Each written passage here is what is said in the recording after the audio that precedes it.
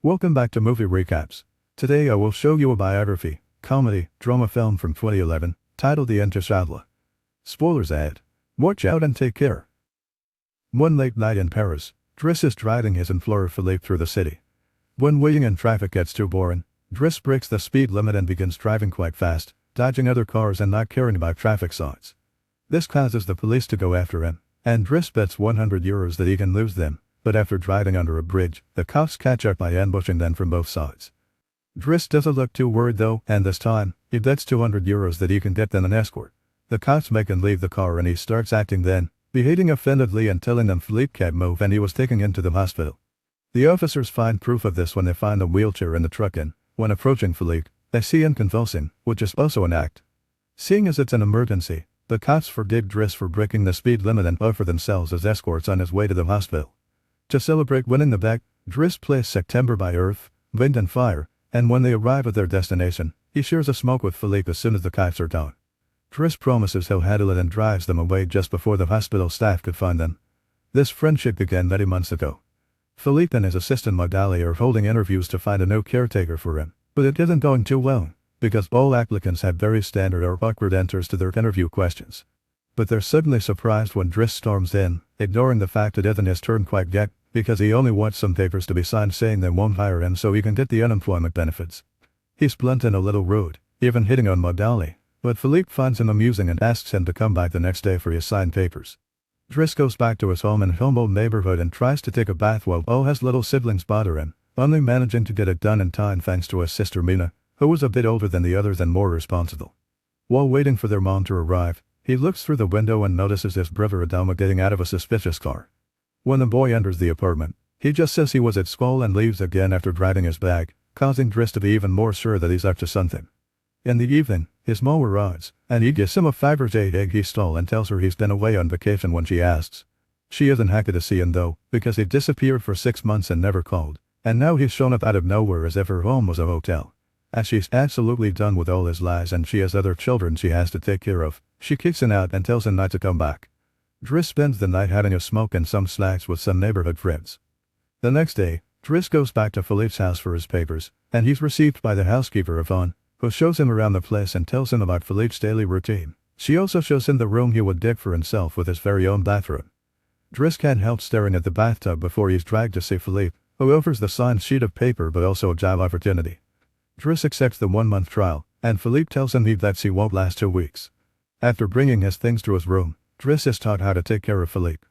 He must learn how to keep his legs stimulated, how to put him in the wheelchair, how to help him shower and change his clothes.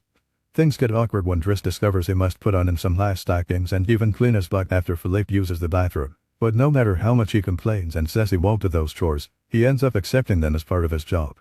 Later in the evening, while he's enjoying a snack on the roof, he's interrupted by Philippe's daughter Elisa and her boyfriend Bastien, who are looking for a private place to make out, and he kicks them both out after refusing to share his beer.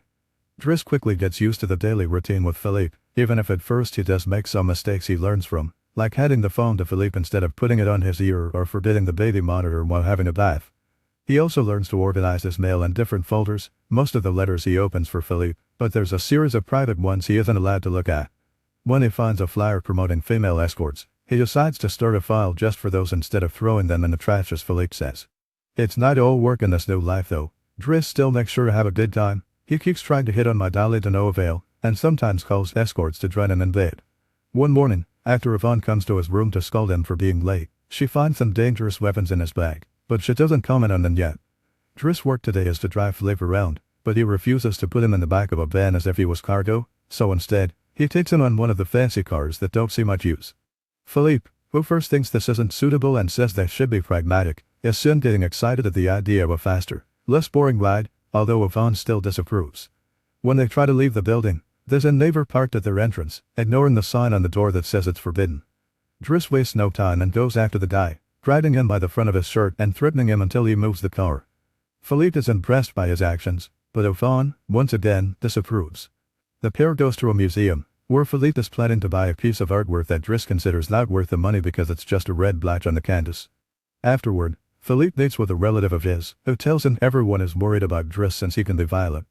He's also discovered he has a criminal record, but Philippe doesn't care. He appreciates Driss because he doesn't pity him and doesn't mind joking around with him. After another failed attempt at hitting on Magali, Driss has dinner with Yvonne in the kitchen while listening to Philippe dictate a letter to Magali. Claiming it's a private conversation, Yvonne turns off the beta monitor and proceeds to explain what's going on. Philippe is pen pals with a woman called Eleanor. Those are the letters he didn't let Driss open. But he's never met Eleanor in person. Their relationship is purely epistolary. Speaking of love, Driss teases Yvonne for the looks that Gardner gives her all the time before going to bed. He's tried to sleep when he hears some weird sounds coming from the beta monitor. Philippe is having trouble breathing. Not being capable to ignore him even if he tries, Driss goes to his room and gently guides him through the attack with soothing words and a wet cloth to wipe his face. Philippe eventually falls asleep, only to wake up again moments later, thing he needs air. This time Driss doesn't hesitate. He puts Philippe on the wheelchair, covers him with blankets, and takes him out for a stroll by the river. This is the first time Philippe has seen Paris at night in a long time, and now he's more relaxed. He explains to Driss that the medicine can only do so much and he sometimes experiences phantom pain. When they see some girls walking by, Philippe also confesses he isn't capable of pleasuring a woman because of his situation, but he still can enjoy some satisfaction when he gets his ears massaged because they are sensitive zones. When the phantom pain threatens to appear again, Driss shares one of his joints with Philippe, who was skeptical at first but ends up loving it. Afterward, they go to a restaurant, where they joke around while sharing a meal, and Philippe decides to share more of his story. He met his wife when they were students, and shortly after they got married, she had 5 miscarriages and was diagnosed with an incurable, terminal illness. That's when they adopted Elisa. Philippe has always loved competitions, extreme sports, and speed, and a paraglider gave him that. It was during a paragliding session that bad weather caused him to crash and break his vertebrae, although he still thinks his real handicap isn't the chair but living without his wife. After joking around some more, Philippe remembers the date and realizes Driss has passed his 1-month trial, so he's now officially hired. But he needs to start by bringing back the Fabergé he stole because it was a gift from his wife. She would give him one every year, and he has exactly 25, matching their time together. The next day, Driss goes to talk to Mina when she's leaving school, who is a bit offended because he hasn't been answering her messages except to ask her to look for the egg. She also tells him about some cops that have been calling their phone. Afterward, he visits Adama, who confesses he was found with 30 grams on him. Driss wants to take him to lunch, but Adama refuses and instead gets in the same suspicious car from before. Later on, Driss is allowed to be present while Philippe dictates his letter for Eleanor to Magali. He thinks this purple prose is very boring and that Philippe should be more direct. He's also baffled to hear that this has been going on for 6 months and they never exchanged pictures. When he finds her phone number on one of the letters, he takes it as a sign and calls her, obliging Philippe to take the phone and finally speak to her outside the written word. Their conversation goes so well, Philippe is now on the phone with her all the time, even right before he and Driss attend the opera, during which Driss laughs and makes fun of the costumes. The next day, Driss convinces Philippe to accept to exchange pictures with Eleanor and chooses one of them in the wheelchair. Afterward, while he's painting, Elisa bursts into his room to ask him for cigarettes and makes fun of him for trying to be artistic. Getting angry, he kicks her out before going to see Philippe, who was currently asking Yvonne to change the chosen picture for one of them when he wasn't quadriplegic. She hides the picture inside the escort file bag before Driss burst in, complaining about Elisa and telling Philippe he needs to discipline her, something Yvonne agrees with. Philippe agrees to talk to her, but he's mostly surprised when Driss lets it slip that he's been painting. Days continue to pass, and the friendship between Philippe and Driss continues to grow. Driss takes him to play in the snow and brings him with him when he goes out for a run. Philippe gets in his first suit and scolds his daughter while Driss listens to him through the beta monitor. When Driss finishes his first painting, he shows it to Magali, who slacks him when he tries to kiss her. Philippe, however, likes the painting and promises they'll try to sell it. The two of them have a great time with each other, enjoying things like getting a faster car, sharing joints, and even hiring escorts together. When Philippe's birthday comes, he isn't very excited about it. Every year, he pretends to be surprised that they're throwing a party and has to meet with all these relatives that only come to see him on the day to check he's still alive. Philippe says it'll all be rather boring. While he and the guests enjoy some live classical music, Driss searches for Elisa, who is crying in her room after having taken some of Yvonne's pills, which won't kill her as she expected.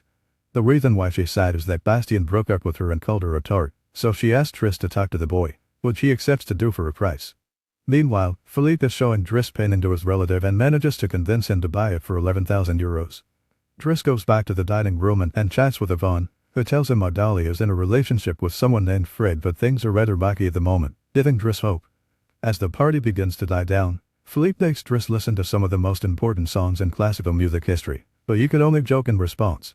After the band is done, he brings a iPod and plays Boogie Wonderland by Earth, wind and fire before he starts dancing right in the middle of the floor. He's an incredible dancer and he even convinces the rest of the party to join him and dance with him, which Philippe then enjoys watching. Later, when putting Philippe to bed, Driss opens Eleanor's latest letter to him. She sent her picture, showing she's rather pretty, and is telling him they should meet next week when she visits Paris. When the day of the date comes, Yvonne and Driss put Philippe through dozens of outfits until they find the perfect one. And since it's Yvonne the one that will take Philippe to the date, Driss uses this day off to visit Bastien and threatens him until the boy accepts to apologize to Eliza and to bring her croissants every day. He also asks him to fix his hair.